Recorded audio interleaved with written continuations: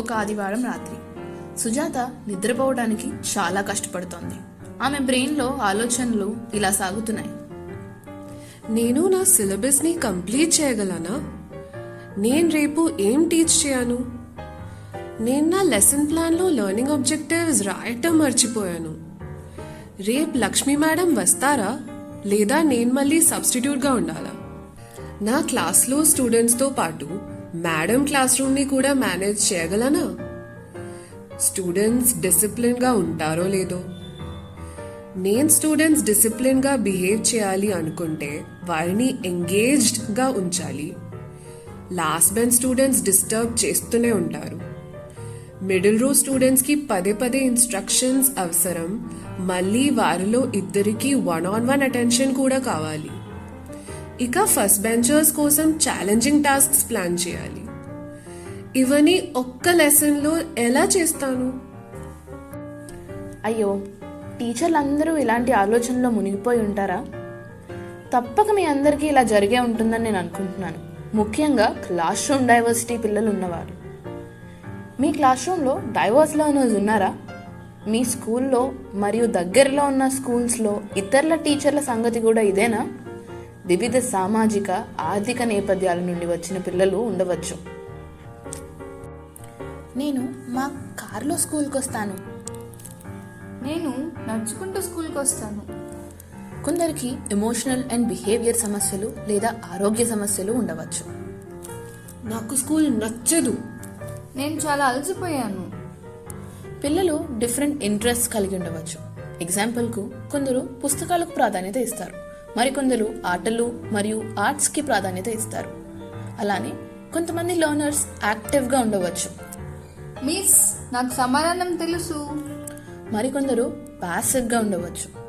నాకు ఆన్సర్ తెలుసు కానీ క్లాస్లో మాట్లాడడం నాకు ఇష్టం లేదు.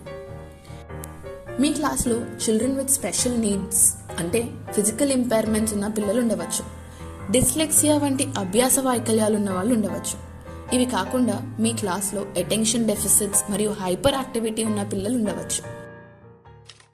మీకు తెలుసా, మనం నేర్చుకునే విధానం మనం వేలిముద్రల వలె ప్రత్యేకంగా ఉంటుంది.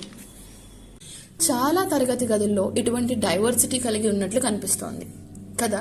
అలా అయితే డైవర్స్ క్లాస్ రూమ్స్కి మీరు లెర్నింగ్ ఆబ్జెక్టివ్స్ ఎలా చేరుకుంటారు? మీరు ప్రతి చైల్డ్కి వేరు లెసన్ ప్లాన్స్ చేస్తారా? ఇది చాలా ఎక్స్ట్రా వర్క్ కలిగి ఉంటుంది కదా. డిసెబిలిటీస్ కలిగి ఉన్న పిల్లల సంగతి ఏంటి? మీరు వారి అవసరాలను కూడా చూస్తున్నారా? అవి ఎలా తీరుస్తారు? క్లాసెస్ను సమీలతగా అంటే ఇంక్లూజివ్గా చేయడం అసలు సాధ్యమేనా?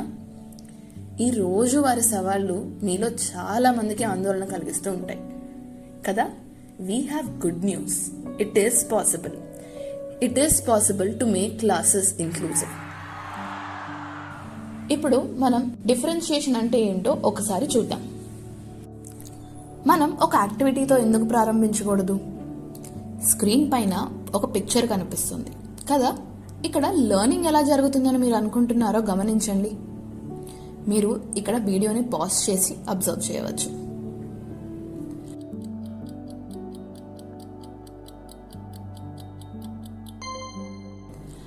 అది నిజమే, పిల్లలందరూ డిఫరెంట్ వేస్లో నేర్చుకుంటున్నారు.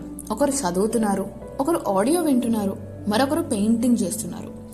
డిఫరెన్షియేషన్ అంటే ఏం కాదు, అది విద్యార్థుల మధ్య విభిన్న అవసరాలకు రెస్పాండ్ అవ్వటానికి టీచర్స్ చేసే ప్రయత్నాలు. డిఫరెన్షియేషన్ చేయడానికి టీచర్స్గా మీరు తెలుసుకోవాల్సిన ముందు 3 విషయాలు ఉంటాయి. మొదటిది స్టూడెంట్ ఎబిలిటీస్ అంటే స్టూడెంట్స్ యొక్క అవసరాలు మరియు బలాలు. 2 స్టూడెంట్ ఇంట్రెస్ట్స్. ఇక 3 essential learning objectives. Essential learning objectives అంటే ఏంటో ఒకసారి చూద్దాం. ఇప్పుడు ఉదాహరణకు మీ పాఠంలో 5 లెర్నింగ్ ఆబ్జెక్టివ్స్ ఉన్నాయనుకోండి. అందులో 2 లెర్నింగ్ ఆబ్జెక్టివ్స్ పిల్లలకి చెప్పకపోతే అసలు అది పాఠం ముందుకే వెళ్ళదు. అప్పుడు ఆ 2 లెర్నింగ్ ఆబ్జెక్టివ్స్ మీకు ఎసెన్షియల్ లెర్నింగ్ ఆబ్జెక్టివ్స్గా అవుతాయి. అందరికీ అర్థమైందని నేను అనుకుంటున్నాను. ఇప్పుడు students needs, strengths and interest తెలుసుకోవడానికి మీరు ఉపయోగించే కొన్ని పద్ధతులు ఏంటో చూద్దాం. మీరు అంతలోపులో ఒక పద్ధతి గురించి ఆలోచించగలరా? వీడియోని ఒక్కసారి పాజ్ చేసి ఆలోచించండి.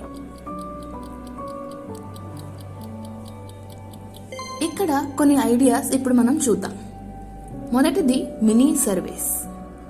విద్యార్థుల ఇంట్రెస్ట్ అర్థం చేసుకోవటానికి ఇవి ఒక గొప్ప మార్గం. వీటిలో వారికి ఇష్టమైన పుస్తకాలు, మూవీస్, గేమ్స్, స్పోర్ట్స్ మరియు వినోదం కోసం వారు ఇష్టపడే కార్యకలాపాలు, వారి ఆశయాలు మొదలైన వాటిపై ప్రశ్నలు ఉండవచ్చు.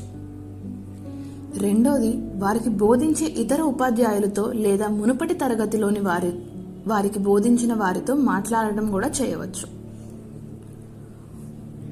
తర్వాత తల్లిదండ్రులతో మాట్లాడడం. ముఖ్యంగా క్వైట్గా ఉండే విద్యార్థుల విషయానికి వస్తే విద్యార్థుల ఆసక్తులను అంచనా వేయడానికి ఇది మీకు చాలా హెల్ప్ అవుతుంది. ఇక ఫ్రీ పీరియడ్స్లో పిల్లలు చేసే యాక్టివిటీస్ లేదా గేమ్స్ ఆడుకుంటున్నప్పుడు ఒక్కొక్క విద్యార్థిని అబ్జర్వ్ చేసి వాళ్ళపైన నోట్స్ తీసుకోవటం.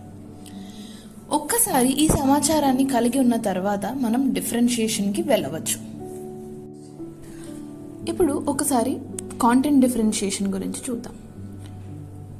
కాంటెంట్ డిఫరెన్షియేషన్ కోసం మనం ఖచ్చితంగా ఏం బోధించాలో తెలుసుకోవాలి లేదా నిర్ధారించుకోవాలి. ఇది విద్యార్థి యొక్క సామర్థ్యం మరియు ఆసక్తిపై ఆధారంగా జరుగుతుంది. కాంటెంట్ డిఫరెన్షియేషన్ అనేది 2 రకాలుగా ఉంటుంది. మొదటిది విభిన్న స్థాయిలు మరియు విభిన్న ఎబిలిటీ లెవెల్స్కి సరిపోయేలా కాంటెంట్ యొక్క ప్రాధాన్యతలు చూడటం. రెండోది విభిన్న ఆసక్తులకు సరిపోయేలా విభిన్న థీమ్లు లేదా టాపిక్లు సెలెక్ట్ చేయటం. విభిన్న కాంటెంట్ స్థాయిలు మరియు రిప్రజెంటేషన్ కోసం ఉదాహరణలు చూద్దాం. ఒక రీడింగ్ టాస్క్ కోసం టెక్స్ట్ అయితే తక్కువ కాంప్లెక్స్ పదాలతో సింప్లిఫై చేయబడి ఉండాలి లేదా మరిన్ని విజువల్స్తో సపోర్ట్ చేసి ఉండాలి. టెక్స్ట్ని ఎలా సింప్లిఫై చేయాలో ఇప్పుడు ఒక చిన్న ఉదాహరణతో చూద్దాం. Even if Washington didn't wear a wig as some of his contemporaries sported, he did powder his hair to get that white look. Simplified version లో Washington did not wear a wig like his equals, but he powdered his hair. It gave it that white look. మీరు ఇక్కడ చూసినట్లయితే పొడవైన వాక్యం simple వర్డ్స్లో చిన్న చిన్న వాక్యాలుగా విభజించబడినది. మనం ఒక్కసారి ఇప్పుడు ఎలా సింప్లిఫై చేయబడిందో అర్థం చేసుకుందాం. మొదటిగా లాంగ్ సెంటెన్స్ ఒక పొడవైన వాక్యాన్ని కలిగి ఉంటుంది, అయితే సింపుల్ సెంటెన్స్లో 3 చిన్న వాక్యాలుగా కలిగి ఉంది. ఇక రెండవది, స్టాండర్డ్ టెక్స్ట్లో కంటెంపరీస్ వంటి కష్టమైన పదాలు ఉన్నాయి. ఇది సింప్లిఫైడ్ టెక్స్ట్లో ఈక్వల్స్గా మార్చబడినది. మీరు ఇక్కడ చూసినట్లయితే పొడవైన వాక్యం చిన్న చిన్న వాక్యాలుగా విభజించబడినది కదా. ఇప్పుడు విభిన్న థీమ్లు లేదా అంశాల కోసం ఉదాహరణలు చూద్దాం. ఎస్సే రైటింగ్ కోసం వివిధ అంశాలు విద్యార్థులకు అందించవచ్చు. ఉదాహరణకు స్పోర్ట్స్ లేదా గేమ్స్కి సంబంధించినవి, లేదా హిస్టరీకి సంబంధించినది, లేదా సైన్స్కి సంబంధించినది.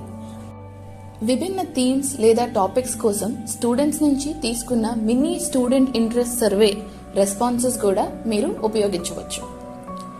This kind of differentiation will give students voice and choice in classroom. ఇప్పటి వరకు ఈ వీడియోలో క్లాస్ రూమ్ని మరింత ఇంక్లూజివ్ చేయడానికి స్టూడెంట్ అవసరాలకు అనుగుణంగా మన టీచింగ్ని ఎలా అడ్జస్ట్ చేయాలో చూసాం. మీరు కూడా వీటిని మీ క్లాస్ రూమ్లో ఇంక్లూడ్ చేస్తారని ఆశిస్తున్నాం. Thank you.